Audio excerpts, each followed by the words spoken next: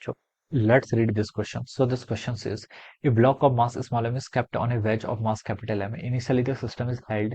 At certain time, the system is released and the wedge is observed to move with an acceleration a on an inclined surface as shown. All right. There is no friction anywhere. The acceleration of mass small m with respect to the capital M will be. ठीक है, हमें बताना कि acceleration बताना है small M mass का with respect to the capital M. देखिए आपको फिगर भी क्वेश्चन में गिवन कर रखा है। तो देखिए बच्चों, इस क्वेश्चन का की कॉन्सेप्ट आप क्या लिख सकते हैं। The key concept of this question, इस क्वेश्चन में देखिए हमें wedge is observed to move in acceleration a on inclined surface, ठीक हो गया। there is no friction anywhere, the acceleration of small m मास का हमें acceleration बताना है with respect to the wedge के रिस्पेक्ट में। यहाँ पर मान लीजिए कोई आपका ऑब्जर्वर है, ठीक है, ये ऑब्जर्वर देखिए आपका यहाँ पर बैठा हुआ है किसमें, कैपिटल एम मास में। ये जो ऑब्जर्व करेगा वो हमें बताना है, ठीक है, acceleration of mass capital M with small M with respect to the capital M, ठीक है। तो बच्चों देखिए सूडो फोर्स लिख सकते हैं इस क्वेश्चन का की कॉन्सेप्ट, क्या लिख लेंगे, सूडो फोर्स। सूडो फोर्स देखिए क्यों एक्ट करेगा यहाँ पर, सूडो फोर्स, क्योंकि देखिए ये आपका ऑब्जर्वर जहां पर बैठा हुआ है ये आपका एक्सेलरेट कर रहा है, एक्सेलरेट कर रहा है, तो ये आपका कैसा फ्रेम है, accelerated frame. And accelerated frame कैसे होते हैं आपके, नॉन इनर्शियल फ्रेम, और नॉन इनर्शियल फ्रेम में हम बता सकते हैं क्या होता है आपका, सूडो फोर्स को हमें क्या करना पड़ता है, ऐड करना पड़ता है। अगर आपका ऑब्जर्वर नॉन इनर्शियल फ्रेम में है तो उसे सूडो फोर्स को क्या करना पड़ेगा, ऐड करना पड़ेगा, ठीक है। तो सिचुएशन देखिए आपकी इस तरीके से, ये आपका एक इंक्लाइंड है, ठीक है, ये आपका एक इंक्लाइंड है, ठीक है। इसके ऊपर देखिए आपका यहाँ पर एक ऐसे वेज रखा हुआ है, ये आपका एक वेज रखा हुआ है जिसका मास आपका कैपिटल एम है। इसके ऊपर देखिए आपको का एक स्मॉल मास रखा हुआ है, ठीक है। अब स्मॉल मास एम का हमें क्या करना है, पूरा ऑपरेशन करना है, ठीक है। अब देखिए बच्चों, इसका स्मॉल एम मास, इस पर कौन कौन से फोर्स एक्ट करेंगे। सबसे पहले देखिए इसका खुद का weight M G in the vertical downward direction, ठीक है।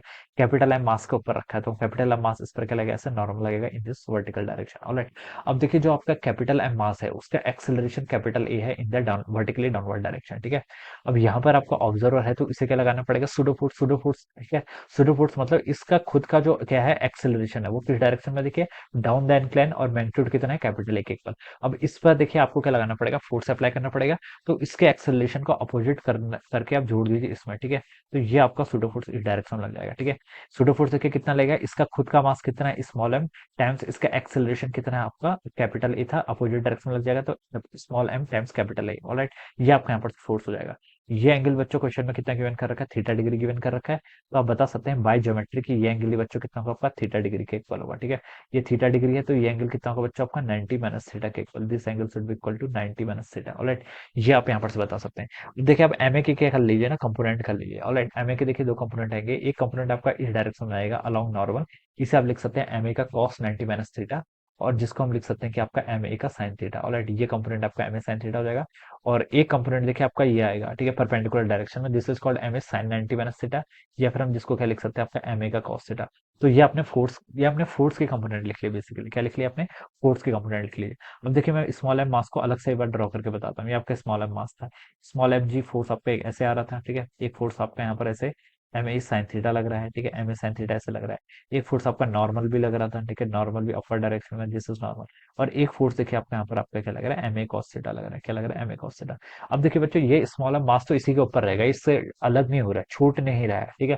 तो हम बता सकते हैं ऊपर वर्टिकल डायरेक्शन में तो देखिए ये फोर्सेस क्या करेंगे, बैलेंस करेंगे, क्या क्या, एम ए साइन थीटा देखिए आपका वर्टिकल इक्विलिब्रियम है, M A sine theta plus normal किसके इक्वल होगा आपका, एम जी के इक्वल होगा, ठीक है। ये फोर्सेस क्या हो गए आपके, बैलेंस हो गए। और देखिए आपका हॉरिजॉन्टल डायरेक्शन में देखिए एक एम ए कॉस थीटा आ रहा है, कौन सा फोर्स आ रहा है आपका, एम ए कॉस थीटा आ रहा है। तो ये फोर्स क्या रहेगा, this force will be responsible, ये किसके लिए रिस्पॉन्सिबल रहेगा, इस स्मॉल एम मास का डिस्प्लेसमेंट के लिए ओवर दिस कैपिटल एम मास, ठीक है। इस कैपिटल एम मास के ऊपर इस स्मॉल एम मास के डिस्प्लेसमेंट के लिए ये वाला फोर्स क्या रहेगा आपका, रिस्पॉन्सिबल रहेगा। आपसे बोल रखा है the acceleration of the block small M with respect to the wedge capital M. आपको एक्सेलरेशन बताना है। एक्सेलरेशन देखिए किसके इक्वल होता है, फोर्स बाय मास। फोर्स कितना लग रहा है, M A cos theta divided by इसका खुद का मास कितना है, स्मॉल एम के इक्वल। तो स्मॉल एम से स्मॉल एम कैंसिल, तो उसका जो नेट एक्सेलरेशन आ जाएगा वो कितना हो जाएगा आपका, ए कॉस थीटा। और बच्चों डायरेक्शन क्या है, डायरेक्शन इज टुवर्ड्स, किस डायरेक्शन में आ रहा है, देखिए राइट डायरेक्शन में आ रहा है, ठीक है। तो राइट वर्ड बोल देंगे, तो a cos theta in the right word direction, ठीक है। तो बच्चों इसका राइट आंसर आपका कौन सा होना चाहिए, बी ऑप्शन हो जाना चाहिए, a cos theta towards right direction, alright. So this would be the right answer. So I hope you all understood this question. All the best and thank you so much.